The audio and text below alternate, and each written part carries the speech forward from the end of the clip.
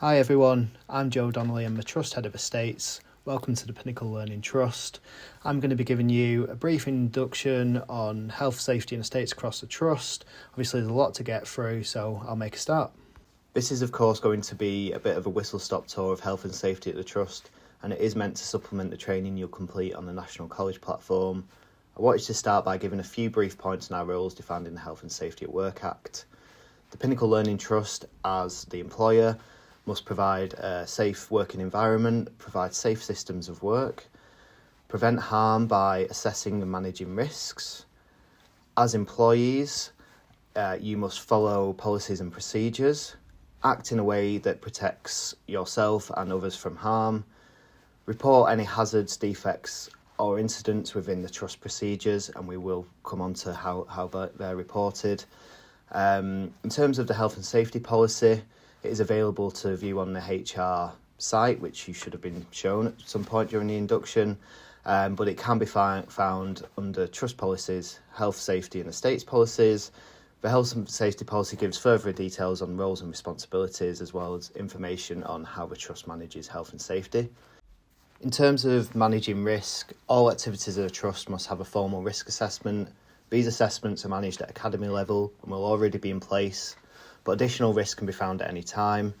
Please ensure that you have reviewed the risk assessments that are relevant to your role and provide feedback if you believe there are additional hazards that have not been identified, and we can consider additional control measures if that is the case.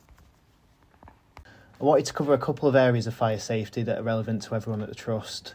In terms of evacuation, each academy has an automatic fire alarm. That means that the alarm will sound on detecting smoke, heat, or if anyone presses a break glass on discovering a fire. If you hear the alarm, begin your escape procedures as quickly as possible, but ensure you're not running or causing panic by shouting, etc. Make yourself familiar with your primary and secondary escape routes. Escape routes are identified by a sign with a green background and white directional information. Specific fire evacuation procedures are held at academy level, and you will find an fire escape plan in key areas across the Trust. This will be generally where break glasses points are on fire routes in classrooms, etc. Keep an eye out for those. They'll give you the information that you need for a fire evacuation. They'll give you information about the assembly point and fire marshals. Always keep fire exit routes clear and ensure that fire doors are kept closed to maintain the integrity of a fire compartment. Please do not attempt to extinguish a fire unless it is stopping you from escaping the building safely. Fighting a fire would put you at greater risk. Each academy will conduct a termly fire drill to ensure that the procedures are suitable and well practiced. Just wanted to cover a couple of elements of preventing a fire, which are relevant again to all of us. Please ensure that no combustible materials are stored on fire routes and attempt to keep large quantities of combustible materials to a minimum. Do not place combustible materials on hot surfaces like heating pipe work. Only prepare hot food in designated staff kitchen areas. Don't overload electrical sockets with extension leads, and especially never put an extension lead into an extension lead. That's an absolute no-go. There should be no sources of ignition in any areas of the Trust other than science labs, obviously where it's a more controlled environment. And probably reiterating a point that you've already been told, but there's no smoking or vaping in any internal area across the Trust. So first aid, accidents and near misses link together really nicely. First aid is the immediate care given to a person who is injured or suddenly becomes ill. The Trust do have a first aid policy, but there is a policy at each academy which probably better reflects the practices at the academy. First aid should be administered only by a trained member of staff unless it is deemed life-threatening. First aid support is best accessed by contacting your academy reception. It's probably the quickest way to get support if it is needed. Accidents are an unplanned event that result in injury, illness or damage to people, property or the environment. Accidents you suffer or witness must be reported to a member of the Academy Estates team, office or business manager, or directly to myself, representing the Trust Estates team. Each accident will be investigated by the Trust Estates team, probably myself, and you may be asked to provide a statement to better help understand the circumstances which led to the incident.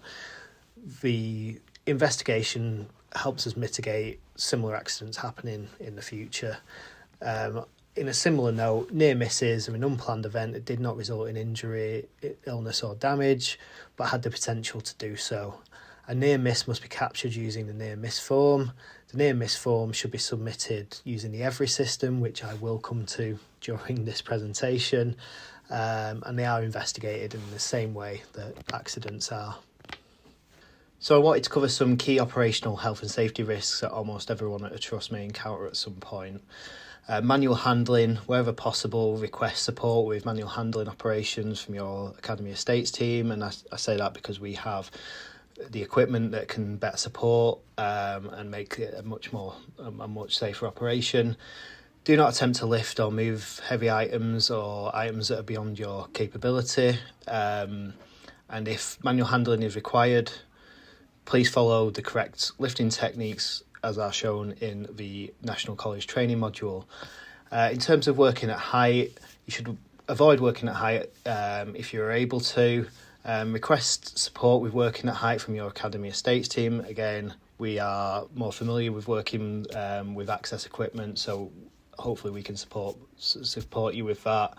Never use furniture as a working at height platform. It's obviously not designed to take a person's weight, and it can be unbalanced and cause a fall.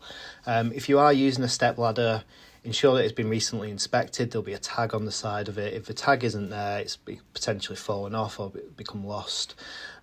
Please don't use it because it's not been inspected recently, and maintain 3 points of contact at all times. Display screen equipment, you'll be asked to complete a certificate in display screen equipment training on the National College, and once you've completed that, please carry out a DSE self-assessment on your workstation and make the changes that you're able to. If you're still having issues, please raise a ticket and we can deal with all the other changes that are required. The link is on the presentation. We need to control access to our estate, so please help us do this by wearing your staff lanyard at all times. Ensure that any visitors are signed in and wearing their appropriate visitor's badge or lanyard. If you don't have a record of your visitor's DBS certificate, you must supervise them at all times while on site. If you do see anything suspicious, please report it as soon as you're able. Never give your keys to another member of staff, visitor or pupil.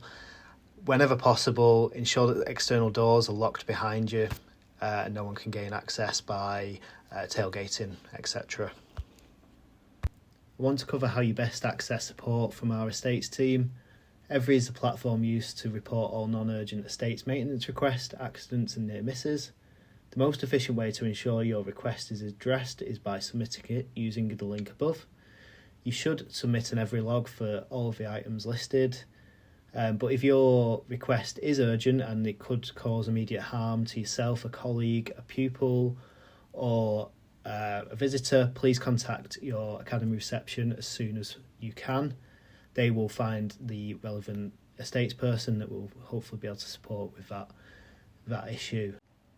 Logging every request is really straightforward.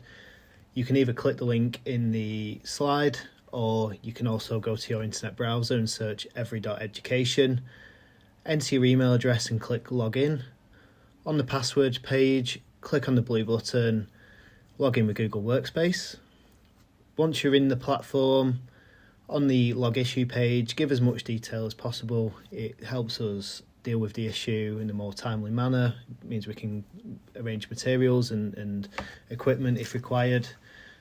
Scroll to the bottom and press save, and that will submit the request. If you don't save it, we won't be notified. If you are having difficulty logging in, please contact me. My email address is in the slide. Last but by no means least is sustainability. I have picked out 2 key areas that I know are relevant to everyone within the Trust. The Trust is committed to reducing its energy consumption in pursuit of a more sustainable estate, but we need all our staff and pupils to take an active role to support this. You can help us by turning off lights when the room is not in use, make use of natural daylight, keeping doors and windows closed when the heating is on, not operating air conditioning units with the windows open and turning them off when the room is not in use, not adjusting thermostats too drastically. Small changes are more efficient. Switching off projectors, monitors, printers and other devices at the end of the day, and unplugging chargers when they're not in use. In terms of waste, we've recently gone through a legislative change which has standardised recycling streams across England. You'll now find points at all our academies where you can recycle paper, card, plastic bottles, metal cans, glass and food waste. You might find that there'll maybe one bin where you recycle paper, card, plastic bottles, metal cans and glass together, but food waste will always be separate. Please use your appropriate recycling bin, and if you are recycling food containers, you must make sure that they are clean and then submitted into the correct waste stream. Food containers do not go into the food waste. Residual waste, so anything that's left behind that's not recyclable, should be disposed of in the general waste bins. Please only print when it is absolutely necessary to do so. If you can share digitally, that's great. Please print double-sided if you can, and use smaller font sizes to reduce the amount of paper that is used.